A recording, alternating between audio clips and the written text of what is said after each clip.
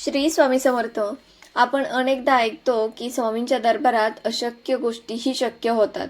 पण एका मातेच्या दुःखासाठी साक्षात परब्रह्म कसं धावून येतं याचं उत्तम उदाहरण म्हणजे चंदाबाई. आजच्या व्हिडिओमध्ये आपण पाहणार आहोत की अक्कलकोटच्या स्वामींनी चंदाबाईच्या आयुष्यातील अंधार दूर करून तिला कसं सुख दिलं. चंदाबाई अक्कलकोटमध्ये राहणारी स्वामींची एक निस्सीम भक्त होती. तिची स्वामींवरती गाढ श्रद्धा होती, पण तिच्या आयुष्यात एक मोठं दुःख होतं. लग्नाला अनेक वर्ष झाली तरी चंदाबाईला मूळबाळ नव्हतं. त्या काळात समाज तिला बांझ म्हणून हिणवायचा, टोमणे मारायचा. तर चंदाबाई तासन तास स्वामींच्या समोर बसून रडायची आणि म्हणायची, स्वामी, मला लोक टोमणे मारतात, माझं नशीब एवढं का वाईट. एके दिवशी चंदाबाई स्वामींसाठी नैवेद्य घेऊन आली होती. स्वामी आपल्या भक्तांच्या घराण्यात बसले होते. चंदाबाईला पाहता स्वामी मोठ्याने ओरडले, या वांजेला इथून घालवून द्या, हिला इथे कशाला आणलं.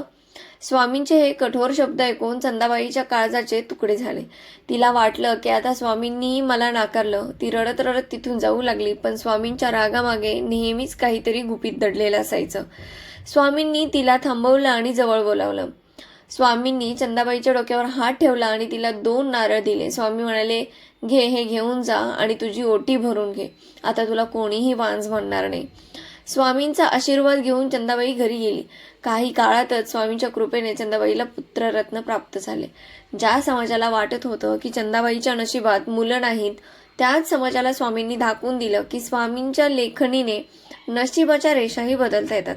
तर चंदाबाईची ही कथा आपल्याला शिकवते की स्वामी कधी कधी बाहेरून कठोर दिसले तरी आतून ते मातेसारखे मऊ असतात. म्हणूनच आपण स्वामी आई सुद्धा म्हणतो.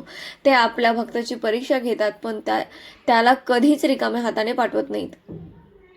चंदाबाईची ही कथा तुम्हाला कशी वाटली? जर तुमच्या मनात स्वामींबद्दल अशीच श्रद्धा असेल तर कमेंटमध्ये श्री स्वामी समर्थ नक्की लिहा आणि तुम्हाला हा व्हिडिओ तुमच्या प्रियजनांसोबत शेअर करा. श्री स्वामी समर्थ. श्री गुरुदेव दत्त.